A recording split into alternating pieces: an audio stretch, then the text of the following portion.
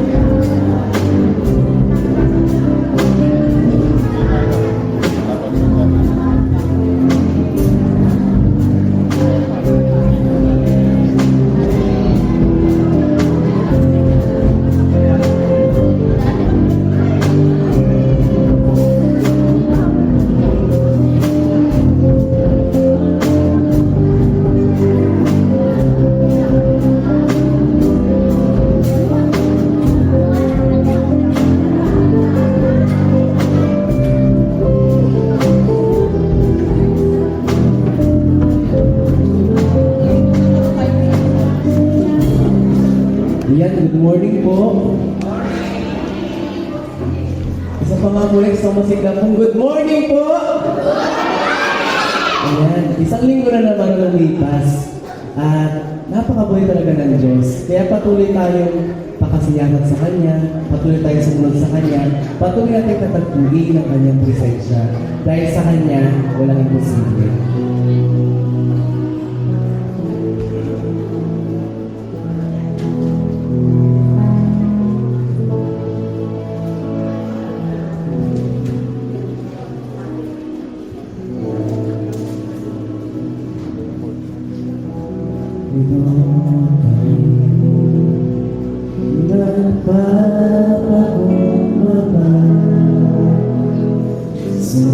Sumasama sa isang Diyos.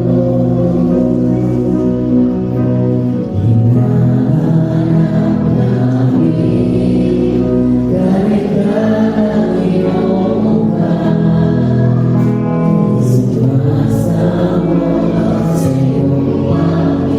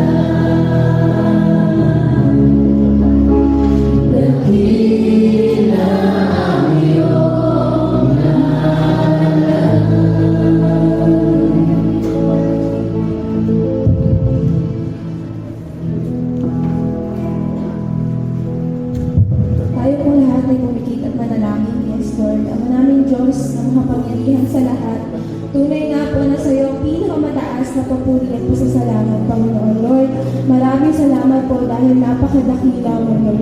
Maraming salamat dahil dakila at tapat ka sa amin kailanman, Lord. Maraming salamat dahil, Lord, naranasan namin yung kadakilaan mo, yung pagtubay mo sa amin sa araw-araw at sa nagdaang isang linggo, Lord. Maraming salamat dahil hindi mo kami lagi binibigo, oh Lord. Lord, maraming salamat din po dahil ikaw ang Diyos na mapagmahal, Lord. Maraming salamat because even if makasalanan kami, you are open arms, natatanggapin kami para sabihin na anak mo kami, Lord. Maraming salamat kahit hindi kami deserving, you still love us, Lord.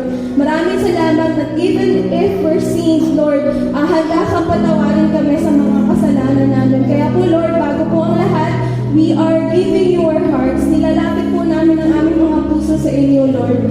Lord, pakalinisin niyo nga po ito, gawing pusong tapat, pusong mapagkumbaba para sa iyo, Lord. Lord, hindi namin patawaran lahat ng kasalanan, lahat ng bagay na hindi ka lugod-lugod sa iyo na nagawa namin, Lord. Hinihingi po namin ang kapatawaran ni Lord. Lord, kaya din po, pinapatawad po namin lahat ng tao na nakasakit sa amin, Lord. Lord, gaya na kung paano mo kami pinatawad, ganoon din kami magpapatawad. And thank you, Lord, because you gave us the reason and to forgive people, Lord. Maraming salamat because you gave us the heart to forgive, Lord. And Lord, right now, we are asking for the presence of the Holy Spirit. Holy Spirit, you are very much welcome in this place. Malaya kang kumilos sa buhay ng bawat isa.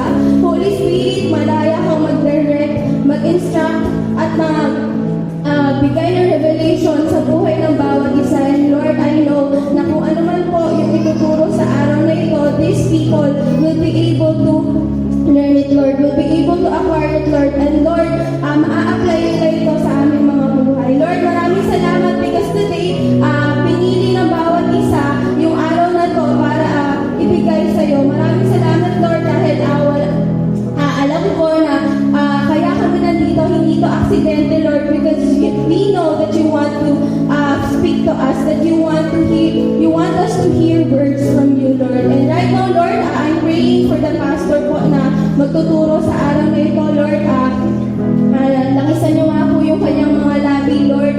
Kung ano man po yung sasabihin niya, Lord, ikaw yung makita, ikaw yung maihayag, Lord. Hindi po yung tatayo sa harap na ito. Gaya din po sa music team na mangunguna ng praise and worship, Lord. Kayo po yung bahala na sa kanila, Lord. Ikaw po yung manguna, ikaw po yung makita, hindi sila, Lord. At tanging pagpupuri at pagsamba lamang po ang magawa ng lahat na naririto. Lord, we are praying na kung anumang gawa ng kaaway sa lugar na ito ay hindi namin pinalihintulutan in Jesus' name. In Jesus' name. And we know that this service is nothing but only praising you, pagsamba sa iyo, pagbibigay ng papuri at pagbibigay ng pasasalamat sa iyo, Lord. Let these people here in this church have one purpose, and iyon ay ang papurihan at sambahin ka, Lord. Maraming salamat, Lord, because we know that this day is victorious, that this service is victorious and successful, not because of us, but because we know that you are here, that we know na nandito ka sa gitna namin, Lord. At Lord, kausapin niyo nga po ang bawat isa. Ikaw na nga po yung bahala na magbigay ng revelation, at ikaw ang bahala na magpala sa bawat isa, Lord. We know that we all have you in this church. And Lord, ito na nga po ang aming samot dalangin. In Jesus' name we pray.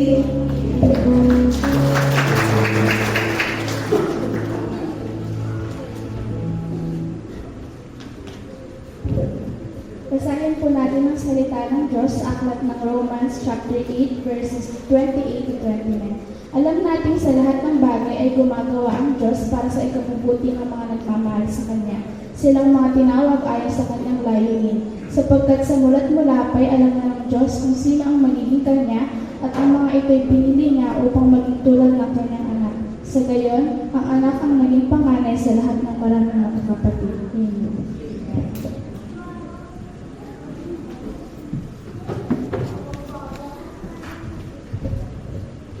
Sabay-sabay po natin, bigkasin ang aking mga pangako ng Diyos. Ako ay nagtitiwala sa Diyos ng buong puso.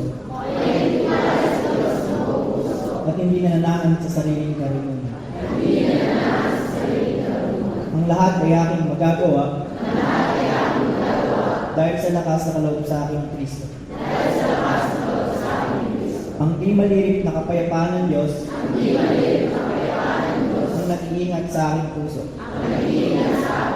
sa pamamagitan ni Kristo Jesus. Buhat sa kayamanan ng Diyos na hindi mauubos, ipagkakaloob niya ang lahat ng aking kailangan sa pamamagitan ni Kristo Jesus. Ang salita ng Diyos ay aking tanglaw at patnubay, liwanag na tumatanglaw sa langkas na huntaraan. Hoy, anak ng Diyos, sapagkat tinanggap at nanalig ako kay Kristo. Ako ay nagbibigay, kaya binibigyan ako ng Diyos, siksik, digdig at umaapaw. Si Yahweh ang aking pastol, hindi ako magkukulang. Ako ay pinaghaharian ng Diyos, at namumuhay ng ayon sa kanyang kalooban. Kaya ay pinagkakaloob ng Diyos ang lahat ng aking kailangan. Amen.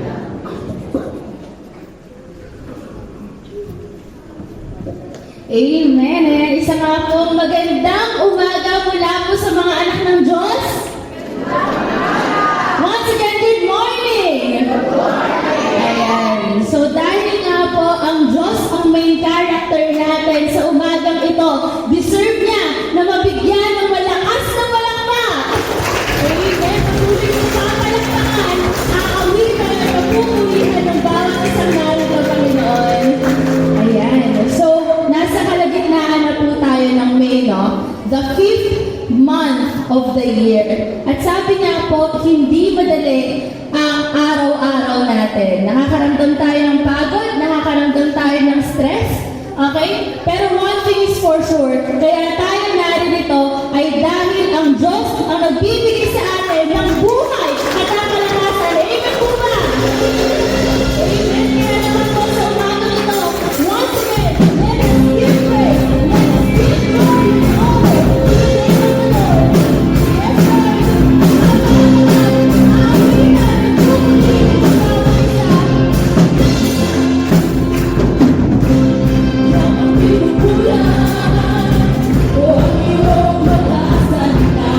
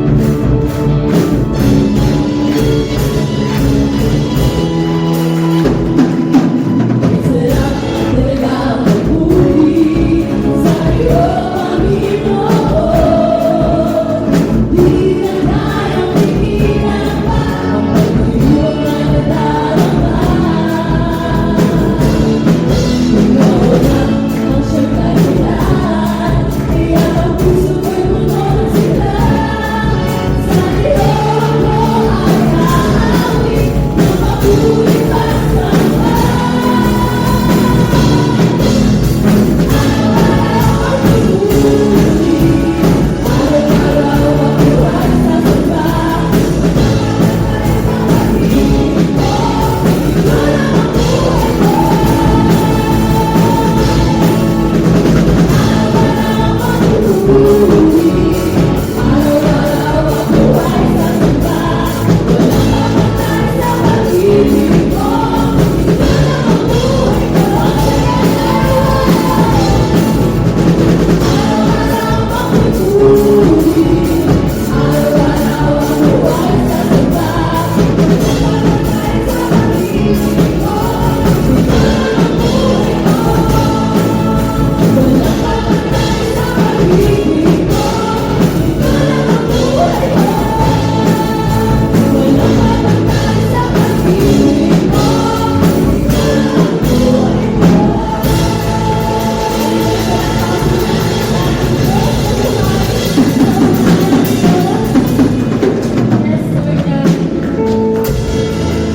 will continuously praise you.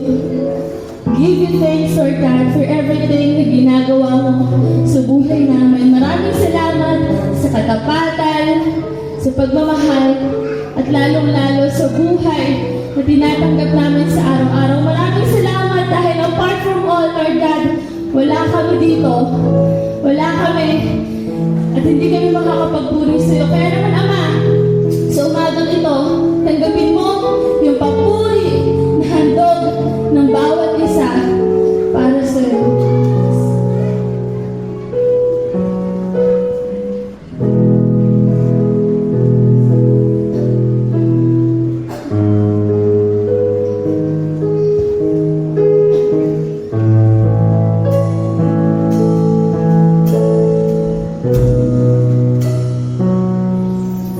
Oh, Jesus.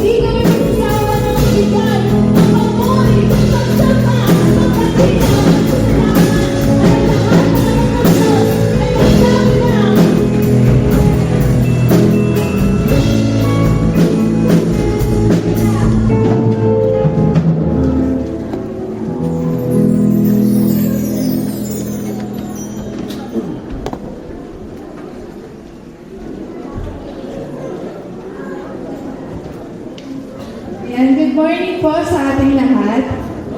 Isa pa nga po, good morning po. Amen. Ayan, nung last time po, naalala ko, ako ay tumayo dito sa harapan. Nag-exhorting po ako last February. Tama po ba? Kung hindi po ako nagkakamali. And naalala ko po, share ko po doon yung pangako sa akin ng Diyos na ngayong taon, may ibibigay siya sa akin. Share ko po yun sa inyo. Tama po ba? Naalala niyo po ba yun? At praise God po dahil wala po akong hawak. Wala po akong hawak na pampagawa ng bahay. Pero praise God po kasi kahit pa paano, malapit ko na po itong pasimulan. Sa Diyos po ang papuri. And alam niyo po, masasabi ko na hindi po madali yung sumunod sa Panginoon. Yung pagpapagawa din po ng bahay na yun, hindi po madali. Kasi habang nalalapit po, ang dami-dami pong struggles, ang dami-dami pong nagiging pagsubok sa akin. And alam niyo po ba, sabi nga ni tatay magsimula na tayo. Sabi ko, tatay, sandali wala akong hawak na pera dito, ang hawak ko lang pananampalataya. Kaya sabi ko nga po, yung bahay ko na yun ay matatayo sa pananampalataya natin, sa pananampalataya ko po. Nandito po ako sa harapan, sabi ni Kuya Nico, Julie, ikaw exhort. Yan lang po, last week, may nangyaring, masasabi ko po na para sa akin hindi maganda kasi last week po, ako po ay nawalan ng pera. Ayan. Tapos po ito ay nasa 5 digit. Nung siguro 2 araw nung nawala yun, nagngangawa ako siyempre. Kasi yun ay yung pera na yun ay pinahiram sa akin ng friend ko kasi tumawag siya sa akin, sabi niya, friend, punta ka dito sa bahay kasi di ba papahiramin kita ng pampuhunan sa saka. Kasi po, kami po yung magsasaka dun sa may bukid dun po sa may tabing sapa. So, tumawag yung friend na yun. Kaya nga lang po, ayan, nawalan po ako ng nasa 5 digit na pera. Pero ano po yung iiwan ko sa inyong mensahe ngayong umagang ito? Iiwan ko po ba kayo ng isang malungkot na mensahe? Hindi po. So, natutuwa po ako dahil kahit po ganun po tayo, pag nagbibigay po pala tayo na kahit ano po yung bagay na dumating po sa atin, katulad ko po na nawalan po, naniniwala po ako sa pinanghahawakan at binabanggit ko po natin na salita tuwing linggo. Ano po iyon? Sabi po doon, ako ay nagbibigay, kaya binibigyan ako ng Diyos, siksik, liglig at umaapaw. Kaya po ngayong umaga, masaya po akong humaharap sa inyong harapan kahit po dumating yung pagkakataon sa buhay ko na nawalan po ako. Masaya po ako na humaharap sa inyo dahil pinanghahawakan ko po yung salita ng Diyos dahil ako ay nagbibigay. Kaya bibigyan po ako ng Diyos, siksik, liglig at umaapaw. Kaya ganun din naman po tayo sa ating buhay. Kahit dumating yung anumang pagsubok po sa ating buhay, manampalataya ka lang sa Diyos kasi nagbibigay tayo Di ba po tayo nagbibigay? Kaya ano man yung pagsubok na dumaan sa atin, huwag po tayong mangangamba kasi bibigyan po tayo ng Diyos at ibabalik po sa atin ng Diyos yun ng doble. And sabi ko nga po, medyo malaki yung nawala sa akin. Pero naniniwala po ako na mas malaki yung pag-ibig sa akin ng Diyos. Ayan po ba? Amen. Kaya po sa umagang ito, ano man yung halaga ng ibibigay po natin sa Diyos, huwag po natin tignan yung halaga kasi ang tinitignan po ng Diyos kung gaano kalaki yung puso natin noong nagbibigay tayo sa Kanya. Amen po ba? Amen. Kaya sa umagang po ito, sama-sama po tayong manalangin, ipanalangin po natin yung ibibigay po natin sa ating Diyos. Aming Amang nasa langit, maraming salamat po sa lahat ng pangyayari sa aming buhay. Ama, sinabi mo po na ano man yung mangyari sa aming buhay, manatili kami na nagpapasalamat sa iyo, manatili kami na magalak ang aming mga puso. Kaya naman po, Ama, ipinagpapasalamat po namin sa iyo ng may kagalakan, ano man ang pangyayari sa aming mga buhay. At sa oras po ito, Ama, kami po ay sama-sama na nagbibigay sa iyo. At ibinibigay po namin sa iyo, gaano man ito kaliit o kalaki. Alam po namin na tinitignan mo kung gaano kalaki yung aming mga puso habang ibinibigay po namin ito sa iyo. Ama, dalangin po namin na pagpalain mo yung bawat pamilya dito sa church na ito. Pagpalain mo po ang kanilang hanap buhay. Pagpalain mo po ang kanilang mga trabaho. Nang sa gayon, pagdating namin tuwing linggo Dala-dala po namin yung pasasalamat namin sa iyo dahil sa anumang pangyayari sa aming mga buhay ay hindi mo kami iniiwan, hindi mo po kami pinapabayaan. Maraming salamat po, Ama. Dalangin po namin na patuloy magamit ang mga ibibigay namin para sa ikalalawak ng iyong gawain dito sa lupa. Ama, ibinabalik po namin sa iyo ang pinakamataas na papuri, pasasalamat at pagsamba. Ito po ang aming samot dalangin sa pangalan ni Jesus. Amen.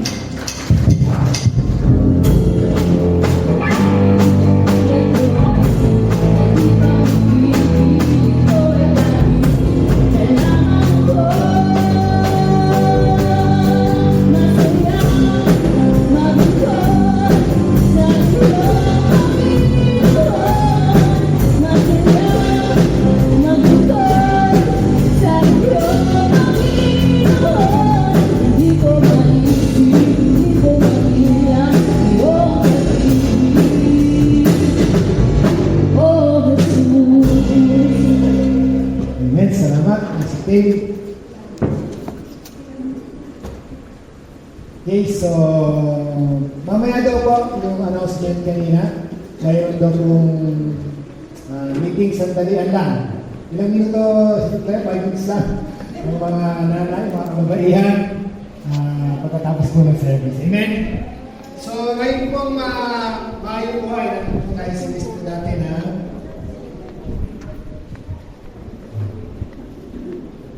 serendipity. So, yung parang ako, nakalimutan niya na yung order ng serendipity. Ang order po niya ay serendipity, finding something without looking for it. So, yung nagdang nangyari sa ito, kahit na hindi mo ito hinahanap, parang hindi mo ito po, pero biglang blessing ito sa iyo, hindi mo hinahanap.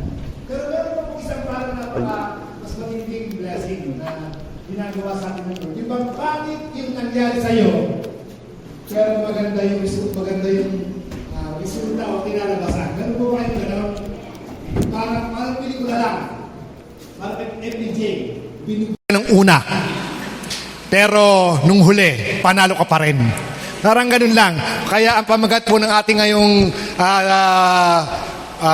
sermon na to, babangon ako at dudurugin kita. Yung mga ganun. Kaya yung kasing kay Nico, tinuro ni Nico, yung plot twist, parang bang hindi mo mahulaan yung nangyari, biglang nag-plot twist. Pang Korean drama yun eh. Di ba yung bang parang, akala mo yun na, pero meron pa palang iba. Yun yung tinuro ni Nico noon last week eh, pang Korean drama yun. Pero ngayon, Pinoy na Pinoy tayo ngayon. Alam mo na yung ending, pangit yung pangyayari, sa huli, gaganda pa rin. Amen po ba? So yun, makaka-relate kayo. Kay Nico hindi ako nakarelate eh. Okay. So ngayon, yun po yung ating ngayon, Serenity, finding something good without looking for it. So sa buhay po natin, yun ang napakalaga, na may mga bagay kasi sa mundong ito na ang pangit ng pangyayari, pero kung titingnan mo sa pangkalahatan, may maganda palang plano ang Panginoon. Amen. So kaya ang pag-aralan po natin, yung binasa po kanina, sa Romans 8:28, alam nating sa lahat ng bagay, ang Diyos ay gumagawang kasama ang mga nagmamahal sa Kanya, ang mga tinawag ayon sa Kanyang panukala, sa kanilang, sa kanilang ikabubuti. So medyo, hindi ko gano'n makuha yung outline dyan, medyo English ko po ng konti para nag-aral ng konti. Yan. So sabi po sa Romans 8:28, and we know that in all things, God works for the good of those who love Him, who have been called according to His purpose. So, nandiyan lang po yan natin. Yun lang po yung ating outline. We know in all things God works for the good of those who love Him at may purpose ang Lord. So, tingnan po natin. Number 1 po, we know. So, mahalaga po kasi yung alam mo eh. So, kasi sa buhay po natin, sabi nga ni Ernie Baron, knowledge is power. Kasi may mga bagay na meron ka, nung tinanggap mo si Jesus bilang Panginoon at rin tagapagligtas, package deal yun. Napakaraming kasama nun. Unang-una, kasama rin yung buhay na walang hanggan. Amen po ba? kasama ron yung kapatawaran sa kasalanan. Napakarami pong kasama ron nung tinanggap mo si Jesus. Ang problema, kung hindi mo alam, okay, na napakarami palang benepisyo ng manampalataya ka, tanggapin mo ang Panginoon at sariling tagapagligtas. Unang-una, yung benepisyo nun, naging anak ka ng Diyos. Amen po ba? Pero ang problem, kung hindi mo alam, mahirap yon. Kasi nga, meron isang istorya kung saan meron isang Amerikano na namamalimos. So, siya ay veterano ng digmaan. So, namamalimos siya, lagi niyang kinukwento sa mga tao, alam mo, sa totoo lang, kaibigan ko si Abraham Lincoln eh. Lagi yung sinasabi yung kaibigan ko si Abraham Lincoln, sanggang dikit kami ni Abraham Lincoln, walang naniniwala sa kanya. Talagang walang maniwala sa kanya. Hanggang sa isang araw, may pumatro sa kanya. Sige nga, kung talagang kaibigan mo si Abraham Lincoln, ano bang katibayan mo? At ang ginawa ng tao, sige, meron ako sa bahay, punta tayo. Pumunta nga rin sa bahay, nakita yung picture nila ni Abraham Lincoln. Totoo nga, na magkasama sila sa gyera, at may picture pa sila. Tapos alam mo, sabi niya, eto pa, may pinadala sa akin sulat. Eto yun eh. Pinakita yung sulat. Yung pala, sa sulat na yon ay pinabapatid sa kanya na meron siyang malaking halaga na matatanggap dahil naglingkod sa sambahayan ng Amerika. At pwede na siyang, yung retirement pay niya ay makukuha na niya. Kaya lang, hindi niya alam. Namamalimos siya, mayaman na pala siya. Ano ang problem? Hindi niya alam.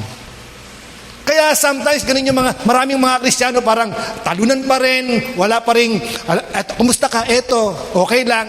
Hindi ba makita yung kagalakan, kasiyahan? Kasi nga, ang problem, hindi alam.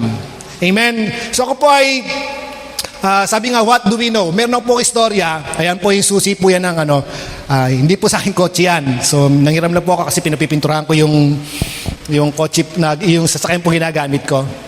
So yung sakyan po na yan, medyo nilalaro-laro ko yung susi. Biglang humiwalay po yung nasa yung dulo, yung pansusi. Ang problem, nasa Pampanga kami. Nasa Pampanga kami ni Mila kasi naghihintay ako kay Mila kasi nga po si Mrs. nasa chemotherapy eh. Nandun ako. Sabi ko, patay. So ganon. Pero, may naalala ko. Bago ko pala pagawa yung sakyan ko ron, kinuha ko lahat ng tools, inilagay ko sa kotse. Napalagay ako kasi alam ko, magagawa ko, may plais ako. Okay? At ang katapat lang yan, alambre, dahil natanggal lang yung sa may gitna, alambre lang, Kuya Juan. Kinuha ko yung plais, humanap ako ng alambre, nakakita ko ng alambre, solve ang problema. Kasi kung hindi ko alam na meron ako, mag-aalala na ako, hindi na ako makakauwi. Mahirap kasi pihitin, ganun lang yun. Nakuha niyo? Pero dahil alam ko, kung ano yung meron ako, parang nabuhayan ako ng loob. Sometimes ganun din naman eh. Sabi nga sa Bible,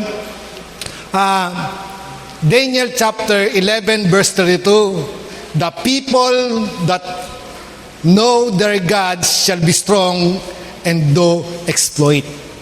Alam niyo, kapag ka pala ikay may problema at alam mo at kilala mo ang Diyos, sabi ron, shall be strong. Alam niyo, maraming mga tao na kapag problema na ng napakabigat na problema, ano nang nangyayari? Nagwo-worry na kung ano na hindi na mapalagay. Bakit? Kasi ang problem doon, hindi kilala at hindi alam kung ano yung meron siya nung tinanggap niya ang Panginoon sa yung tagapagligtas. Amen po ba? Pero ang sabi sa Daniel, the people that know their God, magiging malakas ka pa rin. Sa totoo lang, sa buhay po natin may probleme. Sinabi ni Jesus, in this world, you have many trouble. Hindi naman sinabi ng Panginoon ay pag ikay naging Kristiyano, lahat okay, hallelujah, praise the Lord. Hindi eh. Sinabihan na ni Jesus, in this world, you have many trouble. Dadanas kayo ng pag-uusig, sabi ng Lord. Pero, laksan niyo yung loob, sabi ng Lord, na dahil napagtagumpayan ko na, pinabapatid lang ng Panginoong Yesus na pagtagumpayan na niya, kaya mapagtatagumpayan mo rin. Amen? Kaya nga kung alam mo kung sino yung sinasamba mo, kung ano yung magagawa ng Diyos sa'yo, kapatid, kahit anong problema, sabi nga, shall be strong and do exploit, gagawa raw ng pambihira. Sabi, Kaya nga, kung dumadanas man tayo ng problema, sabi sa Santiago chapter 1 and 2 and 3, mga kapatid, mag-alala kayo kapag kayo'y dumadanas ng iba't ibang pagsubok. Sino po rito yung may pagsubok ka? Nawalan ako ng pera. Hallelujah, praise the Lord. Hindi yung di ba? Siyempre, sa una lang naman ko ngangal, siyempre naman eh. Pero, pag naalala mo na mayroon Diyos na tutulong sa'yo at magbibigay sa'yo, magagala ka na, amen po ba? Kaya sabi ron, mga kapatid, magala kayo kapag kayo dumadanas ng iba't ibang pagsubok. Yung pagsubok pala, marami yan, hindi lang isa yan. Iba't iba, yan. Sapagkat, ito maganda, alam ninyo. Yung alam ninyo kung hindi mo alam, may problema ka na. Okay? Kaya, we know, sabi niya, sapagkat alam ninyo na lalong magiging matatag ang inyong pananampalataya matapos ninyong pagtagumpayan ang mga pagsubok na yan. Kaya kapag dumadanas ka ng pagsubok at alam mo na meron kang Diyos na tutulong sa'yo, meron pa ring reason para magsaya. Amen po ba? Ang problema kung hindi mo alam, doon na magkakaanong buhay mo. Magkakaproblema ka na, talagang malulungkot ka na. Pero dahil may problema, meron Diyos. Minsan kasi ang hirap po kasi, pag may problema tayo, parang natatakpan na yung kalakihan ng Diyos. Pero kung ang problema mo, kasing laki ng barko, ang solusyon ng Diyos, kasing laki ng ocean. Amen po ba? Ganun po ang Diyos So, we know. Number 2, in all things, God's work. Sa lahat ng bagay, sa lahat ng pagkakataon, gumagawa ang Diyos. Meron po akong kanta pinakinggan kanina, yung Waymaker. Sabi niya, even though I don't see it, you working. Even though I don't feel it, you working. Ibig sabihin, sabi nung kanta, kahit hindi kita nakikita, gumagawa ka. Kahit hindi ko nararamdaman, alam ko, gumagawa ka. Dahil ang Diyos ay miracle worker. Amen po ba? Maaring sa sitwasyon natin, Lord, may ginagawa ka ba? Gusto ko sabihin sa'yo, may ginagawa ang Diyos. Sometimes hindi lang natin nakikita, hindi lang natin nararamdaman, pero it doesn't mean na walang ginagawa ang Diyos. May ginagawa ang Diyos. Amen po ba? Kahit matinding pagsubok dumanas ka, may ginagawa ang Diyos. Doon ba sa panahon na si Job ay namumroblema, wala bang ginagawa ang Diyos? Pero ang alam ko, nung namumroblema si Job, piniprepare na ng Lord yung double blessing na matatanggap niya sa kahuli-huli ang istorya ng buhay niya. Amen po ba? Nawalan si Job, kung si Job ay nawalan ng isang bilyon, ang pinrepair ng Lord pagkatapos na mapagtagumpayan ni Job yung problema niya, 2 bilyon. Kaya mayroong double sa kanyang trouble. Ganun ang Lord Kaya, in all things, God's work, mga kapatid, kahit sa lahat ng panahon, sa lahat ng sandali. Kaya nga yung kantang sa lahat ng oras, Diyos ka sa amin. Totoo po yun, dapat pong ganun. Kaya nga, sabi, ito po parang, nung nahihirapan ko intindihin yung verse na ito yung 1 Thessalonica chapter 5, 16 to 18. Magala kayong lagi, maging matyaga sa pananalangin.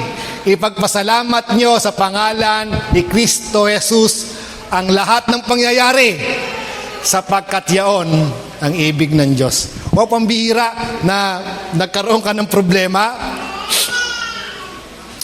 sa tingin niyo po ba, ako po personal, based on our personal experience, si Mrs. po ngayon wala rito dahil kakikemotherapy lang po niya nung Webes.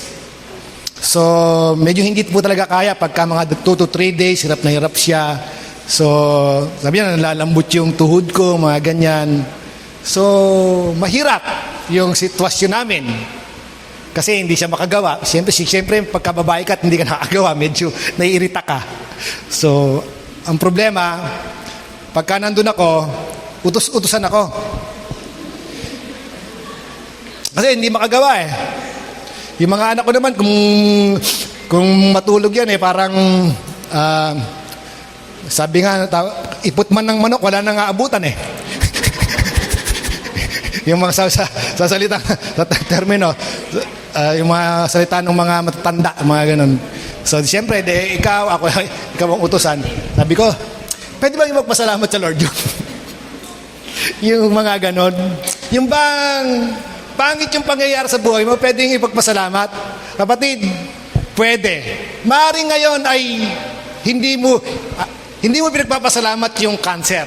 Pero ang pinagpapasalamat mo, alam mo na sa kabila ng problema, may ginagawa ang Diyos. Amen po ba? At alam nyo, nung time na dumanas po kami ng ganito, noon namin nakita yung kabutihan ng Diyos. Noon namin nakita yung sinasabi ng Lord, my God shall supply all my needs. Noon namin nakita na lahat ng pangangailangan namin, pinuprovide ng Lord. May problema ka, pero doon mo nakikita yung kabutihan ng Diyos. Kapatid, sa totoo lang, kung hindi ka dadanas ng problema, hindi mo ganong mararanasan yung kabutihan ng Diyos sa buhay mo. At hindi mo ma-appreciate kung ano yung bagay na meron ka kapag laging okay ang buhay mo.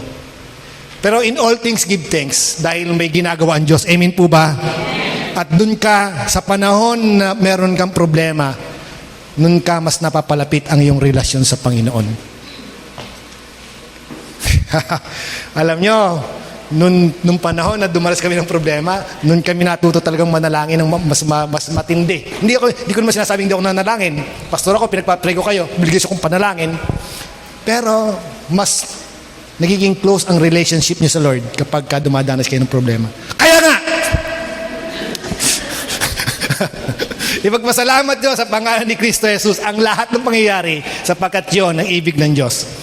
Kasi in all things, God's Word. So, pangatlo, it's all good. At lahat ng pangyayari na ito, may bahagi ito ng plano ng Panginoon. Maaring pangit, pero sa dulo po nito, maganda yung gagawin ng Diyos. Amen po ba?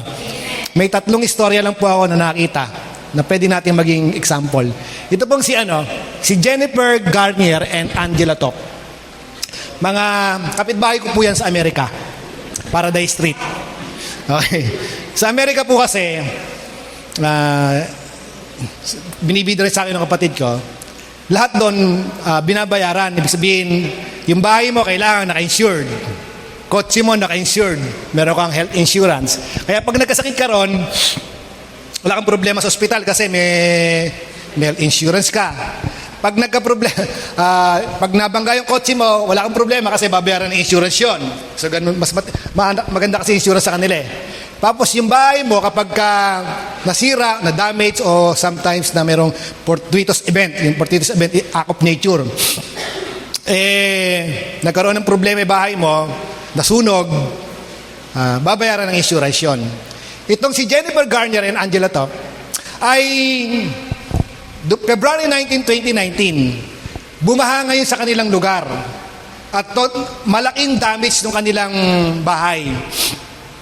At nung pina-estimate nila sa contractor, uubos ng $100,000. Equivalent ngayon sa atin na 55 million. Sa atin ngayon. So, ganun yung Pero nung in-assess nung pinapunta ng insurance, ang ibabayad lang sa kanila, $5,000. So, ang laki, sabi nila. So, parang hindi sila pumayag ngayon. At dahil hindi sila pumayag, nag-tiis sila sa bahay nila na walang heater, ganon, basta hindi maayos yung bahay nila. At umabot ng 5 taon yung kanilang hearing. At malaki rin yung nagastos nila sa abogado. Siyempre, may abogado eh. So, ang nangyari ngayon, nung magpa 5 years na, inupueran sila ngayon ng insurance ng $140,000. So, medyo sinobrahan pa nga sa kanila. Kasi naramdaman ng insurance na parang matatalo sila. Ang ginawa nila, hindi na nila tinanggap. Sabi nila, hintayin na natin yung desisyon ng korte. At kalalabas lang ng desisyon ng korte, ang desisyon ng korte, bayaran sila ng $18 million. Bakit? Kasi yung traumang inabot nila. At ang sabi ng korte, kapag insurance ka, nagbabayad ng tao, hoping na kapag meron nangyari sa kanya, meron silang marireceive. Nawala yung trust ng mga tao sa insurance. At dahil ganon, para hindi napamarisan yung insurance company na yon, pinagmulta sila ng $18 million ng equivalent almost dito sa pera natin, 1 billion pesos. Amen? Pangit ba yung pangyayari? Pangit. Pero sa kahuli-hulihan pala, pagka ganon, sana lagi nang bahain. Di ba? Pangit yung pangyayari pero bigyan ka ng ganon. So, pangit yung pangyayari pero may maganda palang gagawin. So, ngayon, pwede na silang bumili ng magandang bahay na hindi binabaha. Meron pa silang puhunan. So, matagal lang silang nagtiis, pero maganda yung nangyari. Meron din isang istorya na meron daw isang magkasaka nung 18th century na merong isang kabayo. Naisala yung kabayo nila, inalagaan nila ng todo yung kabayo. Naiinggit ngayon yung mga kapitbahay nila, "Oy, ang ganda naman ng kabayo mo." Tuwan-tuwa sila. Tapos, sabi nung tao, maganda o pangit ang pangyayari, ipagpasalamat sa Panginoon. Kaya lang yung kabayo, nakawala. Sabi nung, "Uy, kawawa naman, nag-isa na lang yung kabayo." Nakawala pa. Sabi nung may-ari, maganda at pangyayari, purihin ng Panginoon. After 10 days, bumalik yung kabayo, may kasama pang 10 kabayo. Mga wild horse. Ngayon, ayun, swerte mo naman, isa lang, naging 10. Sabi nung maganda at pangit na pangyayari, purihin ng Diyos. Meron siya kahit sa isang anak, sinakyan ngayon yung wild horse. Napilay ngayon. Ika-ika na ngayon yung kanyang anak. So, kawawa naman, nag-isa lang yung anak, pilay pa. Sabi ng mga tao. Sabi nung may-ari, maganda at pangit yung pangyayari, purihin ng Diyos. Okay? So ngayon, nagkaroon ng digmaan niya sa bansa na yon. Lahat ng mga kalalakihan sasabak sa gera. Yung anak niya hindi nasama. Kasi pilay. At yung mga kapitbahay sa village na yon, dahil matindi yung gera, halos lahat namatay. Sabi ng mga tao, buti ka pa, may anak ka kahit pilay. Nakuha niyo po ba? Sometimes pangit yung pangyayari na pilay. Pero at the end, yung pala ang magliligtas sa kanya sa buhay niya. Sa 9/11 attack sa New York, it was 1998. Sino po yung buhay na rito noong 1998? 1998 to 2000, ganun yun. So hindi ko lang ganong yung date. So merong terorista na sumakay sa eroplano, mga terorista, hinijack yung eroplano, ibinangga sa Twin Tower dun sa Amerika. 2 tower yon, bumagsak yon, totally nag-collapse yon, yung building na yon. Pero alam niyo po ba yung mga nakaligtas, napakasimple lang ng dahilan. Yung isa, bumili ng bagong sapatos. Sa kanyang paglalakad, nasugatan dito. So naghanap pa ngayon siya ng butika para bumili ng Band-Aid. So nagtagal siya sa pagbili ng Band-Aid. So ngayon na-delay siya sa kanyang pagpasok. At bago siya pumasok, bumagsak na yung Imagine, bumili ka lang ng bagong sapatos at nasugatan ka, naligtas ka sa kamatayan. Okay. Yung isa naman ay papasok ng trabaho, nadumihan. Ang nangyari, bumalik siya sa bahay, na-late siya sa trabaho, nakaligtas. Yung isa naman, first day na maghatid sa anak niya sa kinder, hinatid niya, na-late siya, nakaligtas. Ano ibig sabihin? Hindi lahat ng pangit na pangyayari, pangit talaga. May mga pangit dahil may magandang gagawin ng Diyos sa buhay mo. Amen po ba? Maaring, palakpakan po natin ng Panginoon. Maaring, nando ka sa sitwasyon na ang pangit ng sitwasyon mo ngayon. Pero hindi nangangulugan talagang pangit na yan. Doon sa pangit na yon, may piniprepare palang magandang bagay ang Diyos sa buhay mo. Bakit? Kasi God has a purpose for your life. May purpose ang Diyos. Kaya nga itong sabi sa verse 29, sabi ron, sapagkat sa mulat mulapay, alam na ng Diyos kung sino sa Kanya. Ang mga ito'y tinalaga niyang maging tulad ng Kanyang anak. At sa gayon, magiging panganay natin siya. Ang plano sa atin talaga ng Lord, maging katulad tayo ni Kristo. But it's the point. Ang Diyos po kasi, pag pinangakuhan ka ng magandang bagay, halimbawa, ang mga Israelita, Nung inilabas ng Lord ang Israelita, ang pangako ng Diyos, Kanaan. Sabi ron, lupang dinadaluyan ng pulot at pukyutan. Tawag doon? Milk and honey, sorry. Milk and honey. So, ganun yung sabi. Ang ganda ng destinasyon, pero hindi sasabihin sa ng Lord kung paano. Yung process.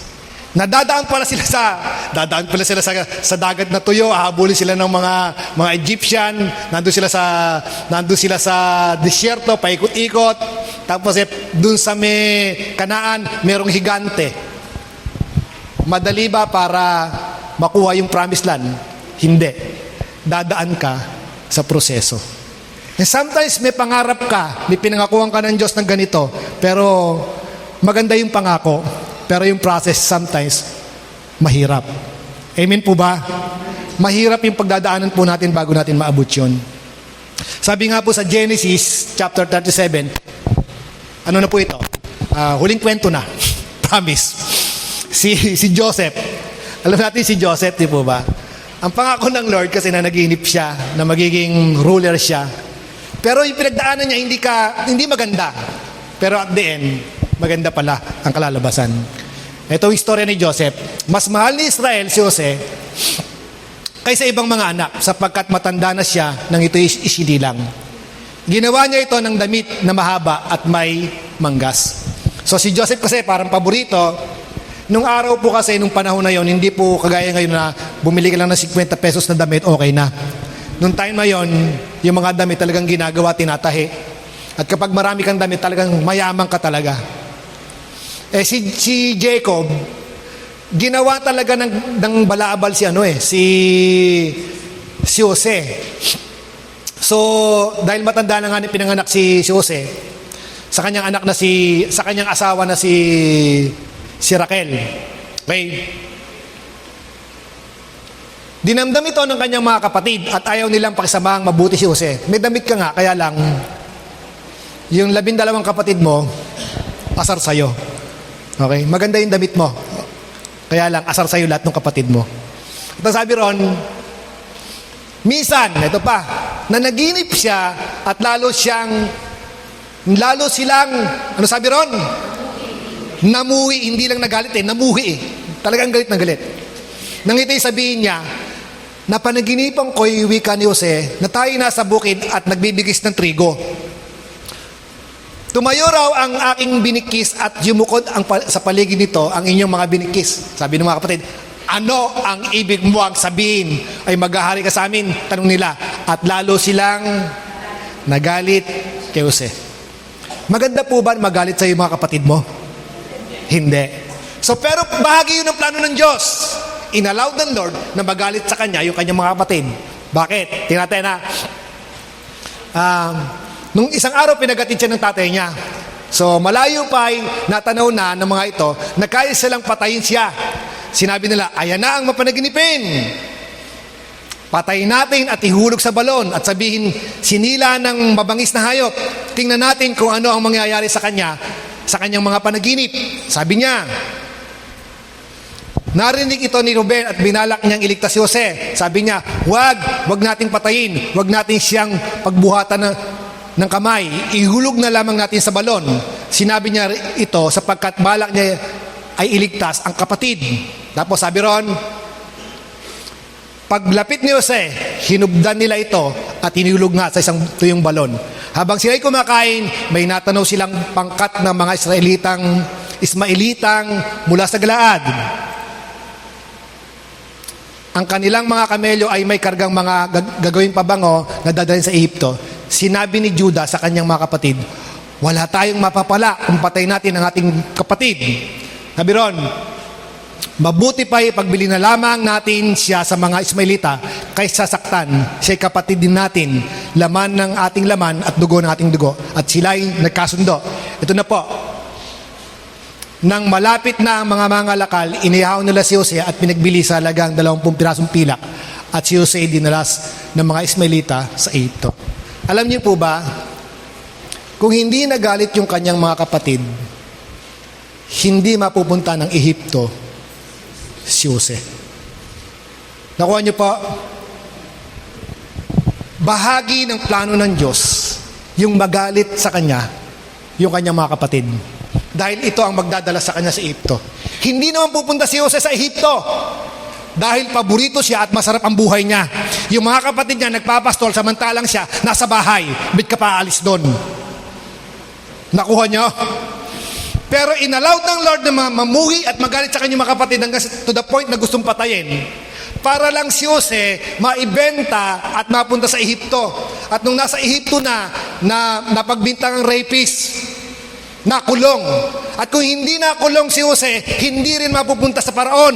Dahil nung nakulong siya, meron dalawang katiwala nung hari na naginip na naipaliwanag niya. Na naginip ngayon yung hari, hindi maipaliwanag sa buong Ehipto. Naalala ngayon ng isa na sinabi na sa loob ng 3 araw, makakalis ka. Sinabi yung pangalan ni Jose. At nahulaan ni Jose yung panaginip. At ang sabi ng mahal na Paraon, ikaw na ang mamahala sa buong Ehipto. Natupad ngayon yung pangako ng Diyos kay Jose. Pero dumanas siya ng matinding hirap. Amen po ba? Ang pangit ng pangyayari. Kaya nga nung pumunta na sa Ehipto yung kanyang mga mokong na kapatid, takot na takot sila. Pero ang sabi ni Jose, ito maganda sabi ni Jose, ngunit wag ninyong ikalungkot ang nangyari. Huwag ninyong sisiyan ang inyong sarili sa ginawa niyo sa akin. Tingnan niyo po, pasabay-sabay po natin. Ang Diyos ang nagpadala sa akin dito upang iligtas ang inyong buhay. Kung pag-aaralan natin, Diyos nga ba ang nagpadala kay Jose? Parang hindi. Parang yung mga mokong na yun Pero iba yung pananaw ni Jose. Ang Diyos ang nagpadala sa akin dito upang iligtas ang inyong buhay. Dinala ngayon yung magulang ni Jose, si Jacob. Nung namatay na, baka pag higantahan tayo ni Jose, lapit sila uli kay Jose. Ito po uli ang sabi ni Jose, Genesis chapter 50. Ngunit sinabi ni Jose, huwag kayong matakot, hindi ko kayo paghihigantihan. Mga kulokoy kasi Masama nga ang inyong ginawa sa akin, subalit ipinahintulot yun ng Diyos para sa kabutihan. At dahil doon, naligtas ang marami. So nakita niyo po ba? Pangit yung pangyayari, but at the end, maganda pala yung gagawin ng Diyos. Lahat pala na yon bahagi ng plano ng Diyos. Maaaring sa buhay po natin, dumadanas tayo ng problema, ang pangit ng pangyayari sa buhay mo. At hindi mo rin maunawaan. Ako rin, hindi rin ko rin maunawaan kung bakit nangyari sa amin. And one time, binabasa ako sa about preaching. Meron isang pastor na nagpatotoo. Siya ay pastor sa Amerika. Meron siyang miyembro ng pangalan ay Karen. Si Karen po ay cancer patient din. Mas matindi siya. Kasi lahat ng process dinanan niya. Siyempre kapag ikaw ay, alam niyo alam po namin kasi yung trauma na kapag ka na inoperahan ka tapos biglang nalaman may resulta ng biopsy. Yung bang, alam ko na yung trauma nun So nung si Mila, siyempre naiyak si Mila. Siyempre sabi ba naman ba, cancer ka kapag cancer talagang papasok sa'yo kamatayan at gastos. Alam niyo pagka ganon, pagka sinabing may cancer, unang papasok sa isipan mo, kamatayan at gastos. So marami na pumasok sa isipan ko, mamamatay na ba si Mrs.? Paano yung mga anak ko? Paano yung biyanan ko? Matanda na, sila lang ang nakakaintindihan. Sino mag-aalaga nun? Sabi ko, makakaasawa pa ba ako? Parang ganun lang. Alam, matutulad ba ako kay Pastor Bear? Na nagkasawa pa ng bata? Matutulad ba ako kay Pastor Sidro? Marami nang pumapasok sa isipan ko. Natatawa sila, So, ganun. So, dahil pumapasok sa isipan mo. At, ang isa pala sa pinakaayaw ng nung nagpupunta na kami, nung nagkikimo na kami, yung iba kaya pala ayaw magpakimo kasi ayaw makalbo. Kasi ang kinikimo therapy talaga, within 2 weeks, malalagas na yung buhok mo. Makakalbo ka. So, Nung una nga, dahil si Mila naman, pinrepair niya yung sarili niya. Yung mga anak namin yung lungkot na lungkot, ano? Mami! Umiiyak, sabi niya, Mami! Sabi nung dalawa. Sabi ni Mila, nagalit. Hindi talaga naiyak eh. Anak, sabi niyo, pinangihina ako nung nakulob sa inyo, bit ganyan kayo. Siya na yung nag-ano sa akin, kalbihin mo na ako kasi nalalagas na. Ako naman parang naano rin, yan mo na maganda pa naman yung buhok mo. Siya na mismo yung nag-ano, kasi nga, every time na maliligo, nalalagas. Nung kinalbo, yung mga anak ko parang hindi matanggap. Pero ako, doon na yan. So, ganon. So, yun, isa pala sa reason kung bakit maraming mga babae ayaw talaga magpakimo kasi nakakalbo. Pero ang ganun din yung naranasan ni Karen na nagka-cancer. Pero itong sabi niya, medyo English lang po ito. Bahala na po tayo. Kung tama po yung English ko, yung English na tatagalogin ko, praise God. Kung hindi naman, magpasensya na kayo. Ito sabi ni Karen, sometimes there are things that I don't understand. Ano ba sometimes? Minsan, ayan. May mga bagay daw na hindi niya maunawaan. With my limited knowledge, sa kanyang limitadong kaisipan o kaalaman. When the Lord sent me to the valley and allowed me to have breast cancer, nung inalaw daw ng Panginoon na siya dumaan sa ganong sitwasyon at magkaroon ng cancer, tama ba? He teach me to trust in Him. Tinuruan niya akong magtiwala sa Kanya. He teach me to rely upon His profound wisdom for my life. Tinuruan niya ako na dumipende sa Kanyang napakalawak na kaalaman o karunungan. Ayun. Sa aking buhay. Ayan. He teach me to stand in awe before Him. Bahala na po kayo doon. So, tinuruan niya ako na talagang mamangha sa Kanyang harapan. Worship Him, obey Him, because I trust God is the only one who has the authority to govern every area of my life. Nagtiwala siya na ang Diyos ang may control sa lahat o may pamamahala sa lahat ng aspeto ng kanyang buhay. Alam nyo, maring meron tayong pangyayari sa buhay natin na hindi mo maunawaan. Pero gusto kong magsabihin sa iyo, magtiwala ka lang. Amen po ba? Magtiwala ka lang kasi may ginagawa ang Diyos. Maring ngayon hindi mo maunawaan, pero gusto kong sabihin sa iyo, magtiwala ka lang sa karunungan ng Diyos. Lahat ng ito, bahagi ng plano ng Panginoon. Alam niyo po, doon nga sa sitwasyon na yon, nandun kami. Pero alam niyo, natutunan ko magtiwala sa Panginoon. Maring hindi mo po maunawaan, ako man, hindi ko rin maunawaan, Lord, bakit ganito? Nagsiserve naman ako sa iyo, pastor pa ako, tapos sa akin pa nangyari. Naniniwala kasi ako na may gagawing maganda ang Diyos. Amen. Maring hindi mo maunawaan, hindi ko rin maunawaan. Kasi nga, we have limited wisdom, limited knowledge. Pero yung karunungan ng Diyos, napakalawak. At hindi mo talaga kayang unawain ang karunungan at kaalaman ng Diyos. Ang mahalaga lang, kapatid, magtiwala lang po tayo sa Panginoon.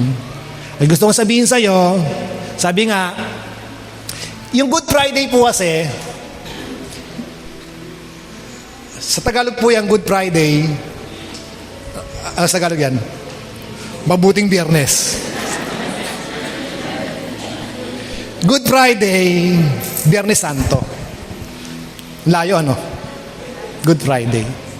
Pero Good Friday ba yung ipako si Jesus sa cross? Mamatay si Jesus sa cross? Good Friday ba yon?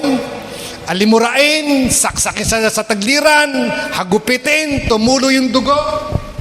Good Friday ba yon? Hindi Good Friday kung tutusin, pero Good Friday dahil dinanas ni Jesus yung mamatay sa krus para ikaw at ako ay magkaroon ng buhay na walang hanggan. That is Good Friday. Maaring pangit, pero maganda pala yung plano ng Panginoon. Amen? Pero may pangyayari sa buhay mo, pero gusto ko sabihin sa iyo, Good Friday yan. Dahil mayroong greater purpose ang Lord. Sabi nga po, tinitiyak ko sa ang inyong mabubuting gawa, na pinasimulan sa inyo ng Diyos ay kanyang lulubusin hanggang sa araw ng pagbalik ni Kristo Jesus. Tiyak yun. Yung ginagawa sa atin ng Lord, bahagi yan ng magandang plano ng Diyos sa buhay mo. Amen po ba? Tayo po ay tumayo at manalangin. Ang naming Diyos na makapangyarihan sa lahat, salamat po, Panginoon. Lahat po pala ng pangyayari sa buhay po namin, lahat ng ito ay pinahintulot mo, Panginoon. Sabi mo nga, wala pang pagsubok na dumating sa buhay po namin na hindi naranasan ng lahat. Tapat ka, Panginoon, sabi mo, na hindi mo ipahintulot sa amin na dumanas ng pagsubok nang hindi namin kaya. Sa halip, pagdating ng pagsubok, bibigyan mo kami ng lakas para mapagtagumpayan mo yon. Salamat po, O Diyos, dahil sa panahon ng pagsubok, ang hiniling lang po namin, bigyan mo kami ng lakas. Hindi po namin inihiling, Panginoon, na alis mo sa amin yung pagsubok. Pero Lord, ang hiling lang po namin, sa panahon na kami sinusubok, Panginoon, samahan mo po kami. Bigyan mo kami ng lakas. Matuto po kaming magtiwala sa iyo. Dahil sabi mo, ang nagtitiwala sa iyo ay magpapanibagong sigla. Kami ay lilipad at lilipad, tatakbo pero hindi mapapagod tulad kami ng isang agila. Dahil yun po ang nagtitiwala sa iyo. Matuto kaming magtiwala sa iyo ng buong puso, Panginoon. Maaaring hindi po namin maunawaan yung mga pangyayari sa buhay po namin. Pero nagtitiwala kami na ikaw ang nakakaalam ng lahat ng ito at meron kang inihahandang malaking solusyon at malaking blessing sa buhay po namin, Panginoon. Salamat po, O Diyos. Pagpalain mo ang bawat isa at maranasan po namin ang pagsama ng iyong banal na Espiritu sa aming mga buhay, Panginoon. At lagi pong ikaw ang gumabay, sumama po sa amin at ang kapayapaang nagmumula sa iyo ay sumaaming mga puso, Panginoon. Pagpalain mo po ang bawat isa, sa iyo po namin tinitiwala ang lahat ng ito sa pangalan ni Jesus. Amen and amen. Yung mga kababaihan, maiwanan daw po sandali. Sandali lang daw po.